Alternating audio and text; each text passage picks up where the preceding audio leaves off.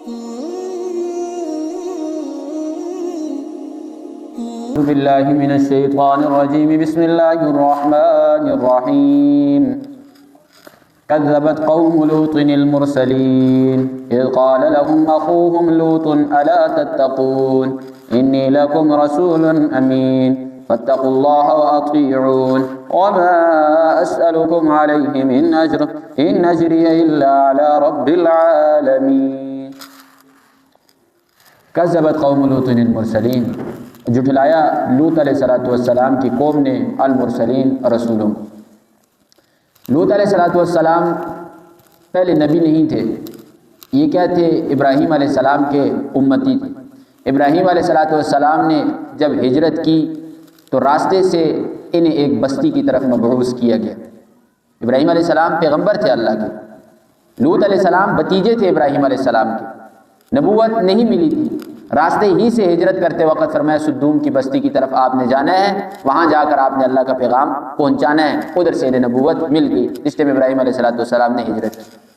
کذبت قوم لوط المرسلین، یہ وہ دعوت جو تھی، ادھر دعوت کا تذکرہ نہیں ہے، وہی دعوت جو عام تمام انبیاء کے درمیان مشترک ہوتی ہے، یا قوم اعبدوا اللہ ما لکم من الہ غیرہ، اللہ کی عبادت کرو، اللہ کے سوا کسی کو مت پکارو، یہ دعوت وغیرہ دیتے رہے۔ نبی کی یہ ذمہ داری ہوتی ہے کہ اپنی آنکھوں دیکھے کسی غلط کام کو دیکھ کر نبی کبھی آنکھیں بند نہیں کرتا، نبی اس کام کو روکتا ہے۔ تو ادھر بھی انہوں نے کیا فرمایا کہ دیکھو اے میری قوم والو، مت کرو یہ جو تم بدکاری کر رہے ہو، ہم جنس پرستی کر رہے ہو، مردوں کے ساتھ بدفعلی کر رہے ہو، اس کام کو چھوڑ دو۔ لیکن قوم والوں نے نہیں مانا، اس کا تذکرہ ہے۔ اذ قال لهم اخوهم، جب کہا ان کے بھائی نے، لوط علیہ السلام نے، الا تتقون، خبردار اللہ سے ڈر جاؤ، اللہ کا خوف اپنے دل میں بٹھاؤ، اس بدفعلی والے کام کو چھوڑ دو۔ انی لکم، بے شک میں تمہارے لیے رسول، بھیجا گیا ہوں، رسول ہوں، پیغام لے کر آیا ہوں، امین، اور امانت دار بھی ہوں۔ آنکھ بند نہیں کرتا، طاقتور لوگوں کو دیکھ کر ڈرتا نہیں، صاف ستھری بات کہہ رہا ہوں کہ اللہ کی طرف سے آیا ہوں اور میرے پاس اللہ کا پیغام ہے جو میرے پاس امانت ہے، اسے میں پہنچا کر رہوں گا۔ فاتقوا اللہ، اللہ سے ڈرو، واطیعونی، اور میری پیروی کرو۔ تمام انبیاء کا یہ مضمون تھا۔ وما اسألکم علیہ من اجر، اور تمہارے ذہن میں خلش نہ ہو کہ میں تم سے کوئی انعام وغیرہ کی لالچ میں ہوں، نہیں، میں تم سے کوئی معاوضہ نہیں مانگتا۔ ان اجریہ، نہیں ہے میرا معاوضہ، الا علی رب العالمین، مگر پروردگار کے اوپر جو تمام جہانوں کو پالنے والا ہے۔ جب وہ تمام جہانوں کو پالنے والا ہے تو جس نے مجھے بھیجا ہے پیغام دے کر، کیا وہ مجھ نبی کو نہیں دے گا روزی؟ میرا معاوضہ تو اس کے اوپر ہے نا، میں تم سے کیوں لو لگا کر بیٹھوں؟ میرا معاوضہ اللہ مجھے دے گا۔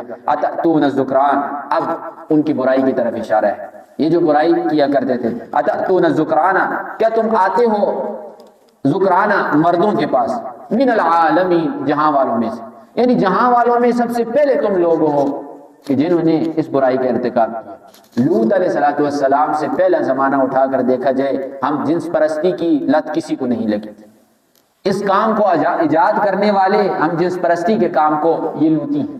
لوط علیہ السلام سے پہلے اس کام کو کسی نے نہیں کیا۔ پھر ادھر رسول اللہ صلی اللہ علیہ وسلم کی حدیث سن لیں، فرمایا من سن سنتا سیئتا فلہ وزرہ ووزر من عمل بہا، جس کسی شخص نے کسی برے کام کو ایجاد کیا، اب قیامت تک جو شخص اس کام کو کرے گا، اس کام کے اندر اس شخص کا حصہ ہوگا جس نے ایجاد کیا۔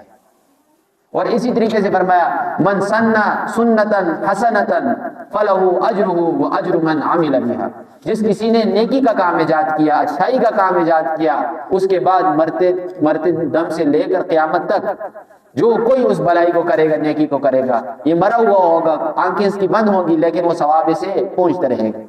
تو انہوں نے بھی اس کام کو ایجاد کیا تھا۔ اتأتون ذکرانا من العالمین، جہاں والوں میں پہلے ہی تم ایسے لوگ ہو جنہوں نے اس کام کو ایجاد کیا، تو مردوں کے پاس آتے ہو۔ اور یہاں پر تو صرف اور صرف اس ایک فعل کا ذکر ہے، اور دوسری جگہ پر اللہ اور کھول کر فرماتے ہیں وتقطعون السبیل، یہ راستہ کاٹتے تھے، راستوں کے اندر بیٹھتے تھے، کوئی قافلہ آ جائے اس قافلے کو لوٹتے تھے۔ اور دوسری روایتوں کے اندر آتا ہے کہ پتھر مارتے، راستے میں بیٹھتے، کوئی آتا سیٹی بجاتے، پتھر مارتے۔ یہ کس کا کام ہے؟ لوطیوں کا کام ہے، مسلمانوں کا یہ کام نہیں۔ رسول اللہ صلی اللہ علیہ وسلم نے فرمایا لوگوں راستے میں بیٹھنے سے بچ جاؤ، راستوں میں مت بیٹھو، اگر تم راستوں میں بیٹھتے ہو پھر راستوں کا حق ادا کرو۔ ہمیں راستوں کا حق ادا کرنا کیا ہے؟ ایک تو راستے کا سب سے بڑا حق یہ ہے نظر کی حفاظت، جو کوئی شخص اپنی نظر کی حفاظت نہیں کر سکتا وہ ایسے راستے کے اندر مت بیٹھے جہاں سے لوگوں کا گزر ہوتا ہے۔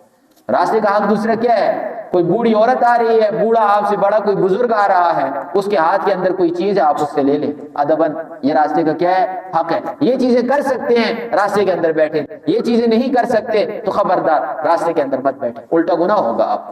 یہ کیوں؟ لوط علیہ السلام کی قوم کی یہ برائی جو ذکر کی گئی ہے وہ یہ کہ لوگوں کو تنگ کیا کرتے تھے راستے کے اندر بیٹھ کر۔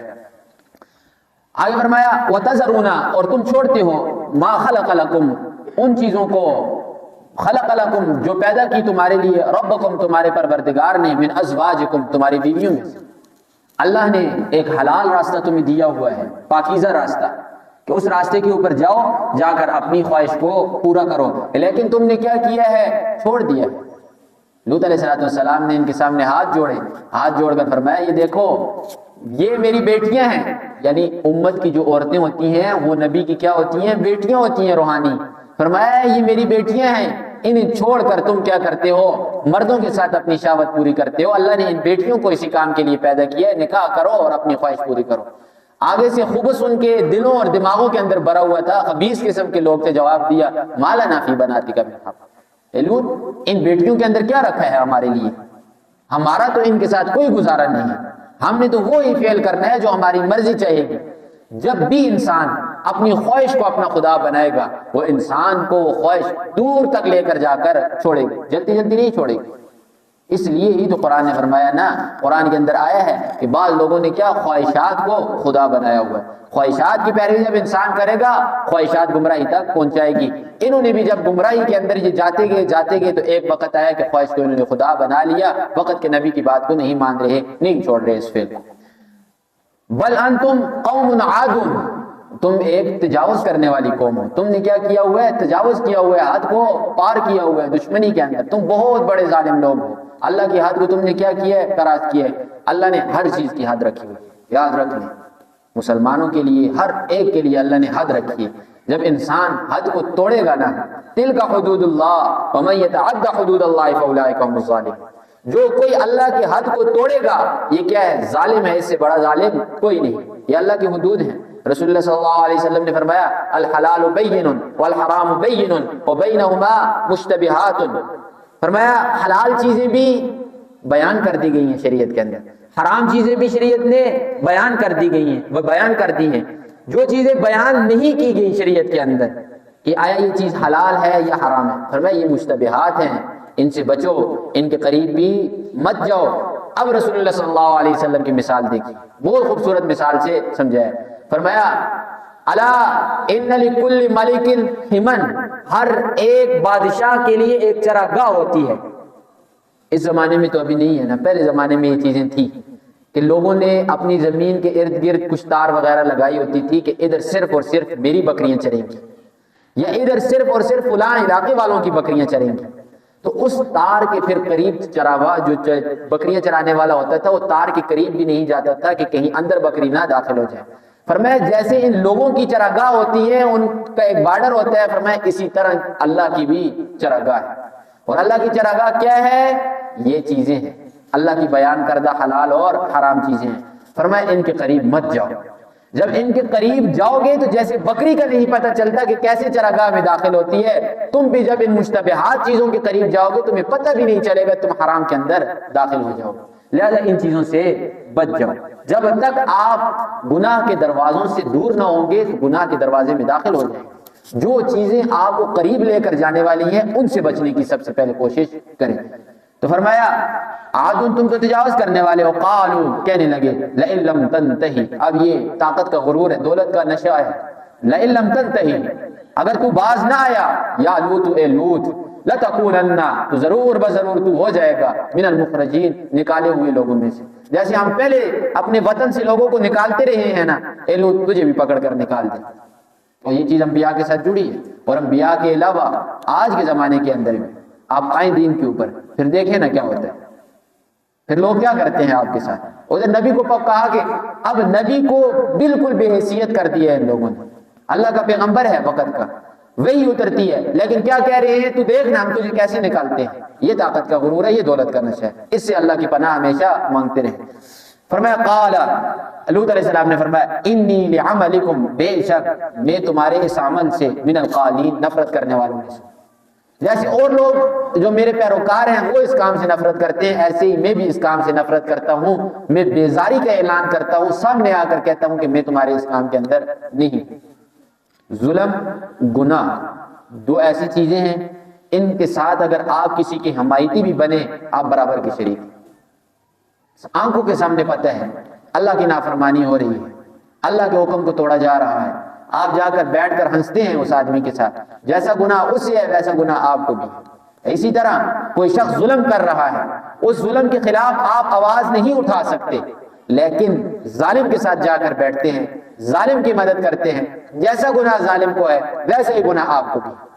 اگر آپ کی طاقت نہیں آپ اسے روک سکتے ہیں تو آپ اپنے آپ کو ادھر ادھر کریں نا، اس کے ساتھ بیٹھیں گے تو گنہگار ہوں گے، یاد رکھیں. فرمایا ربی نجنی، اب پیغمبر دعا کر رہے ہیں، ربی اے پروردگار، نجنی مجھے بچا، مجھے بچا تو. یہ دعا ہے، پیغمبر کو پتہ تھا میں حق کے اوپر، مجھے اللہ عذاب نہیں دے گا، لیکن پیغمبر پھر بھی دعا مانگ رہے ہیں، ربی نجنی، اے پروردگار تو مجھے نجات دے.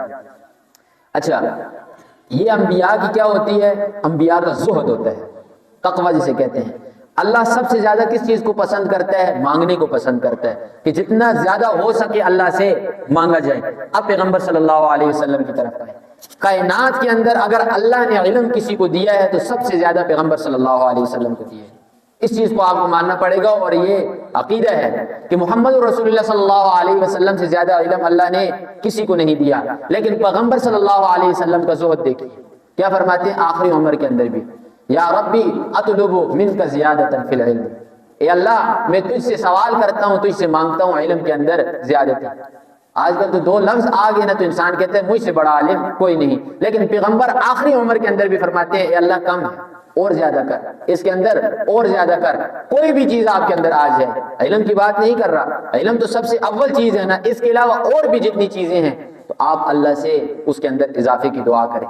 جب آپ اضافے کی دعا کریں گے اللہ اس کے اندر مزید اضافہ کرے گا، لیکن جب اللہ سے مانگنا چھوڑ دیں گے اللہ ختم کرتا رہے گا. یہ قرآن کے اندر اللہ کا فیصلہ ہے. تو ادھر نبی کیا کہہ رہے ہیں؟ رب نجنی، پروردگار مجھے نجات دے، وہ اہلی، اور میرے گھر والوں کو. گھر والا نبی کا وہی ہوگا جو نبی کے ماننے والا ہو. جو نبی کو نہیں مانے گا چاہے سگا بیٹا کیوں نہ ہو، بیوی کیوں نہ ہو، اہل نہیں ہو. یاد رکھ لیں یہ قرآن کا فیصلہ ہے. مما یعملون، ان کے اس عمل سے، یہ جو یہ عمل کر رہے ہیں نا، یعنی ہم جنس پرستی، اس سے مجھے بھی نجات دے، میرے گھر والوں کو بھی نجات دے. کیوں؟ یہ اپنی اولاد کے لیے دعا مانگنا ہر انسان کے لیے ضروری ہے. اور یہ معاشرہ الا ماشاءاللہ کسی کی اولاد بچے تو بچتی ہے، وگرنہ اکثریت کیا ہے، اولادیں بگڑ رہی ہیں. تو ہر وقت اولاد کے لیے دعا مانگنی چاہیے. ابراہیم علیہ السلام کی دعا دیکھیں، ابراہیم علیہ السلام نے کیسے مانگی اپنے بیٹے کے لیے اولاد، اپنے بیٹے کے لیے دعا اپنی اولاد کے لیے، پھر اللہ نے قبول کی کہ نہیں کی. یہ جتنی نبوت چلی ہے وہ اسحاق علیہ السلام سے لے کر اسماعیل علیہ السلام، ساری کی ساری جتنی بھی نبوت محمد رسول اللہ صلی اللہ علیہ وسلم تک، یہ صرف اور صرف اس دعا کا صلہ تھا جو ابراہیم علیہ السلام نے مانگی. تو اپنی اولاد کے لیے ہمیشہ دعا مانگا کریں. انہوں نے بھی فرمایا کہ اللہ یہ نہ ہو کہ میری آگے اولاد آئے، میری اولاد کو بھی یہ لت نہ لگ جائے، پہلے سے دعا مانگی. فرمایا فنجیناہ، ہم نے ان کی دعا کو قبول کیا، انہیں نجات دی. وَأَهْلَهُ اجمعین، اور ان کے اہل کو یعنی ان کے ماننے والوں کو نجات دی، سارے کے ساروں کو. الا عجوزا، مگر ایک بڑھیا. وہ بڑھیا کون تھی؟ یہی لوط علیہ السلام کی بیوی. اس کو نجات نہیں ملی، کافر تھی. تو جب نبی ہدایت اپنی بیوی کو نہیں دے سکتا تو اور کوئی شخص اٹھ کر کدھر کسی کو ہدایت دے سکتا؟ ہو نہیں سکتا. ہدایت ملے گی تو ایک ہی جگہ سے، ایک ہی دربار ہے ہدایت کا، وہ ہے پروردگار. رسول اللہ کو فرمایا جا رہا ہے انک لا تہدی من احببت، اے پیارے محمد رسول اللہ، جسے آپ چاہیں گے ہدایت نہیں دیں گے، جسے میں چاہوں گا، میں اللہ چاہوں گا ہدایت دوں گا. ادھر کیا ہو گئی؟ بیوی بھی نکل گئی. پھر ادھر دیکھ لیں، نبی کے حرم کے اندر یعنی نبی کے نکاح کے اندر کافر بیوی آ سکتی ہے، آئی ہے نبیوں کے نکاح کے اندر، لیکن باغیہ اور زانیہ کبھی بھی نبی کے نکاح کے اندر نہیں آ سکتی. یہ اللہ کا قانون ہے. اللہ کبھی بھی نبی کے حرم کے اندر باغیہ عورت کو نہیں بھیجتے. الا عجوزا فی الغابرین، مگر ان کی بیوی جو پیچھے رہنے والوں میں سے تھی. نوح علیہ السلام کی بیوی اور یا لوط علیہ السلام، ان دونوں بیویوں کے بارے میں ہے کانتا تحت عبدین من عبادنا صالحین فخانتاہما، ہمارے دو برگزیدہ اور نیک جو بندے تھے لوط اور نوح، ان دونوں کے عقد نکاح کے اندر دو بیویاں آئیں فخانتاہما، ان دونوں نے کیا کی؟ خیانت کی۔ رسول اللہ صلی اللہ علیہ وسلم نے فرمایا سب سے اچھی اور سب سے نیک عورت وہ ہے جو اپنے خاوند کی عزت اور اس کی اولاد کے اندر خیانت نہ کرے۔ اولاد کے اندر خیانت بیوی کی کیا ہے؟ تربیت ٹھیک نہ کرے، اور عزت آپ سمجھتے ہیں عزت کے اندر خیانت نہ کرے تو یہ کیا ہے؟ رسول اللہ نے فرمایا یہ نیک خاتون ہے۔ الا عجوزا فی الغابرین ثم دمرنا الاخرین، پھر ہم نے کیا کر دیا؟ ہلاک کر دیا، تباہ کر دیا ان دوسروں کو۔